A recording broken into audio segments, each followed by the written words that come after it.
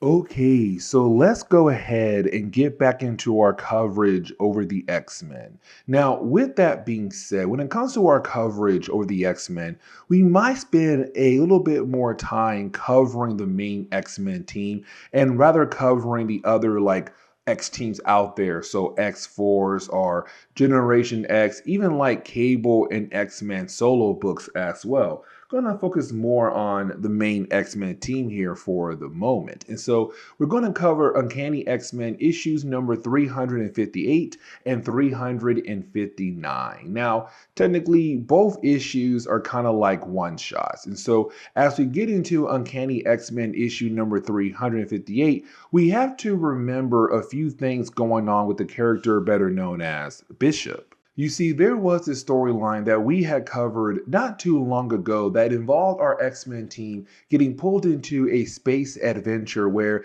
they had to help out the Shi'ar Empire. Now, once they were able to achieve that goal, you did have our heroes try to make it back to Earth. And they almost did until they got into an accident. Now, most of the X-Men, they were able to get back to Earth. Bishop was not. And the reason why, because in that same storyline, we had saw Deathbird began to fall in love with Bishop. And so at the very last second, when it came to the X-Men being able to get back over to Earth, she grabbed Bishop and basically took him away. And when he woke back up, at first he believed he was paralyzed, which is also a lie, but also he was told by Deathbird that the X-Men are dead, which again is another lie. Now, once you have Bishop kind of realize that Deathbird was lying, well, our two characters had crash landed on a random planet. And so as we get into the opening pages for Uncanny X-Men issue number 358, we're now picking up with Bishop and also, well, Deathbird. Now, really more of Bishop right now, trying his best to protect Deathbird. She does get her second win and begin to help him out in this actual battle, but we see our heroes being completely surrounded by these creatures. Now, luckily for our heroes, they do have somebody go out of their way to help them out. And that'll be the character known as Corell. Now, when it comes to Corell, he also informs us the creatures that were attacking Deathbird and also Bishop, they're better known as Knit. And I really hope I pronounced that correctly. But either way, his main goal right now is to help our heroes get out of this situation. So he gives them a free ride over somewhere else. Now, he had a camp nearby, but that camp was found by the Knit and got completely destroyed. And so, unfortunately, they have to go somewhere else. And so you have Corell take Bishop and Deathbird over to a shop owner's shop, better known as Two. Now for Two, like I said, a shop owner, he's a guy you go to for different items you may need or different items you want to trade in. But when it comes to Corell, we kind of get his backstory here. You see, on his home world, it was completely wrecked by the Shanette. And so what he did was he came over to their home world to find a powerful weapon to use against Connect back on his home world to finally bring peace to his home world once again. Unfortunately, he got stuck on this planet. And so his main goal right now is to use a warp gate to hopefully get him back home to his world. And so while you do have Corell kind of explain things to both Bishop and also Deathbird, it's also him asking to the shop owner if they could hide right now at his shop until later on in the day, where of course they'll try their best to journey over to the warp gate. Now, we do see Two make a call to somebody else, but before we're able to learn where that call is going to, we have to switch over to Earth real quick. And the reason why, because we have to get into the plot line going on with Jean Grey, Beast, Iceman, Angel, and also Archangel. Because in our last video for Uncanny X-Men, we had talked about the idea that you had Cyclops and Jean Grey wanting to leave the X-Men to kind of give Cyclops time to recover because things happened to him back in Operation Zero Tolerance. The whole idea of having a bomb placed inside your body and having that bomb also removed from your body can do a lot of damage to your actual body. And so he needs some time to recover. Except while you had Jean Grey and Cyclops stay in Alaska to, spend some time away from the X-Men, well, you had Jean Grey put on her Phoenix outfit. And for Cyclops, he was kind of concerned and called in Beast, Iceman, and also Archangel. The original members of the X-Men team, the first class X-Men. Now, that storyline right there did not really lead anything major, but while you do have them all right now packing up to help Cyclops and Jean Grey move somewhere else in Alaska because, well, in our last video, they were kind of outed as mutants, and of course the town is now turning their back against them. They want to leave. But while you do have the 5 X-Men right now trying to pack up, well, out of nowhere, you have Jean Grey just collapse on the ground. Now, this is a callback to literally our last X-Men video, better known as X-Men War, where you had Psylocke fighting Shadow King on the astral plane. And once you had a Shadow King being able to take over the astral plane, he made sure all psychics across the world were just completely wrecked and could not challenge him on the astral plane, including Jean Grey. Now, this kind of leads into, okay, so getting back over to Bishop and also Deathbird, you have the two characters right now with Carell as they do make their way over to the town where the warp gate is being held at. Now, once they do arrive in the actual town, well, the Connect, and I really hope I pronounced their names correctly, begin to attack that town as a way to get to Bishop and also Deathbird, and Carell as well too. Now, for Bishop, he hates the idea of seeing innocent people being attacked and killed because the enemies are coming after him and also Deathbird. And so he tells Deathbird and Carell, go without him. He's going to stay behind for a short period of time to at least help the people out in the city, and hopefully once he's done, he'll still be able to make it to the warp gate. Now for Deathbird, she's not really down with the idea of helping people out, and for her, she looks at that for Bishop being weak right now, going out of his way to help people in need when technically his own needs to take care of. But either way, Bishop does stay behind. I just realized I forgot to mention that when it came to Bishop, Carell, and also Deathbird, they were founded earlier by the creature because, let's not forget, when it came to 2, he was making a phone call. That phone call was to inform the Connect where they could find Bishop, Deathbird, and also Carell at. And of course, they did find them, but our heroes got away. But getting back over to the present day, sorry about that. Once you do have Bishop being able to get to the warp gate, we see Carell being able to use the warp gate to get home. The problem is the warp gate does get destroyed. Now for Bishop, at first, he believes that Deathbird had officially left him behind. But then you have Bishop realize that Deathbird did not leave him behind. And for me personally, it kind of shows that Deathbird is beginning to slowly change because yes, she truly does love this man a lot. Now, for our two heroes, they once again have to find another way to get off this planet and to get Bishop back over to, well, Earth.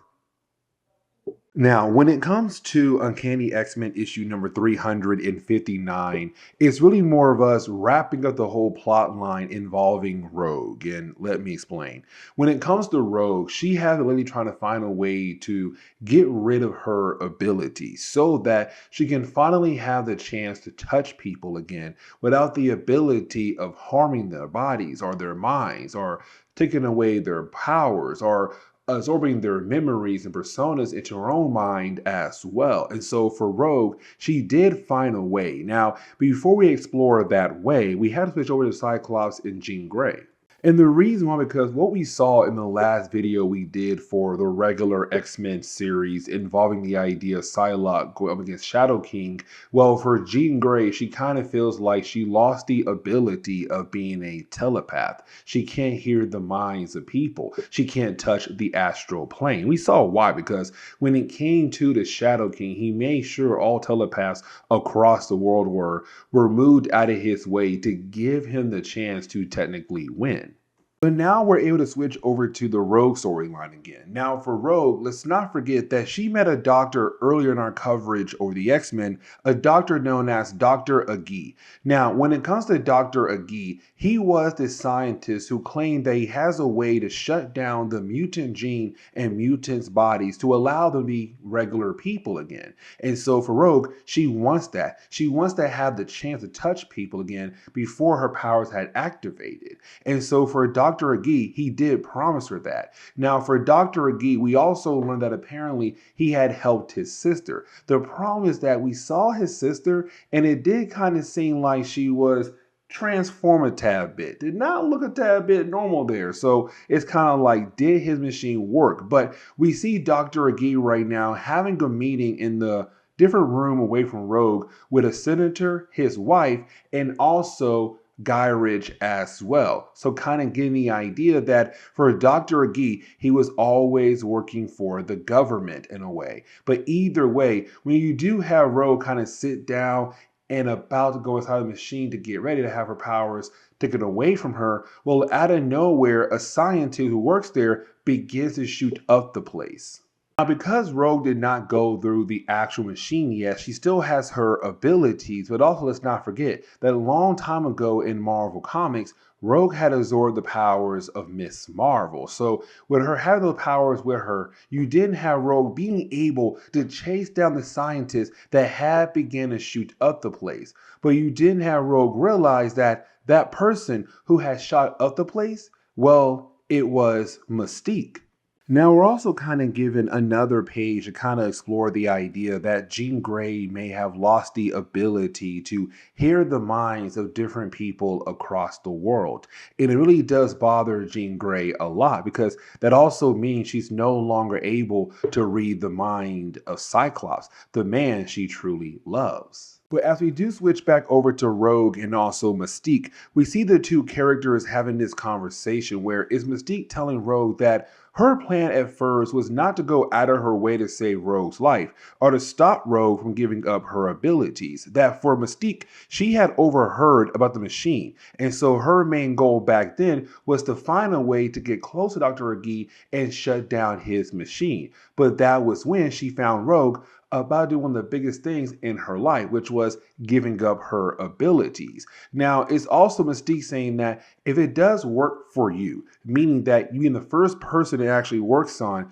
you don't realize the government will then go out of their way to basically use it on more mutants by force rather than, giving them a choice. Now, for Rogue, she kind of believes it's not really a bad idea. And the reason why, because it will stop all the fighting that's going on right now between humans and also mutants. But Mystique saying that no, their main goal is not really bring peace, but to get rid of us, to kill all mutants across the board. Now, it's also Mystique saying like, listen, if you give up your powers, then who are you? But for Rogue, that's the big problem right there because over the years, she has touched so many people. And with her doing that, that basically means that she had absorbed all these different personas into her mind. She's no longer just herself. And for Rogue, she wants to be just herself. But for Rogue, she also wants some answers. So she knocks out Mystique and leaves to get those answers.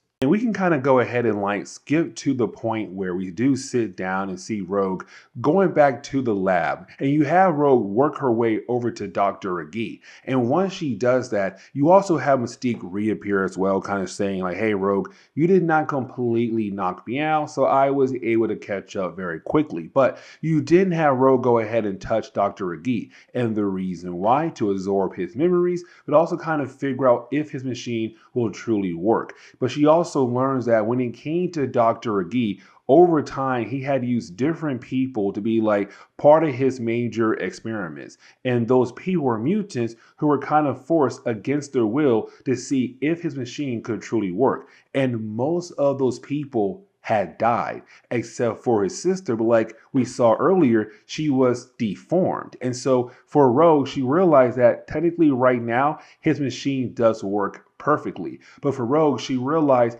even if she goes out of her way to have her powers taken away, she can't live with the fact that there'll be other people out there who have no choice at all, being forced by will to have their powers taken away from them because the government says so. And so for Rogue, she realized she has to get rid of the machine. And so we do see Rogue go out of her way to destroy the machine that Dr. Agi had built. For a brief moment, we do switch over to Cyclops and Jean Grey. And when we do, it's really more Jean Grey still being upset about the idea that she may have lost her ability of being a telepath, but it's also her kind of upset the fact that she ruined Cyclops' plan. Because for Cyclops, like I said earlier, he was not badly injured. He had a bomb placed inside of him back in Operation Zero Tolerance, but the bomb was removed. And they came to Alaska to recover, but he had big plans for the X-Men, so he wanted to go back home. But now for Jean Grey, she needs some time away from the X-Men. So that means these two characters, for another reason, will not be part of the main X-Men team for the moment. They'll stay in Alaska. So you do have the book in on the note where you do have Rogue head back over to school of Charles Xavier with her power still intact. But you also have Wolverine kind of tell Rogue that he knew what she was going through, but also knew that he didn't have a right to tell her what to do. She had to make that choice on her own. And so this is where we are going to end today's comic book video. So please leave me a like down below and subscribe. But guys, see y'all next time. Later.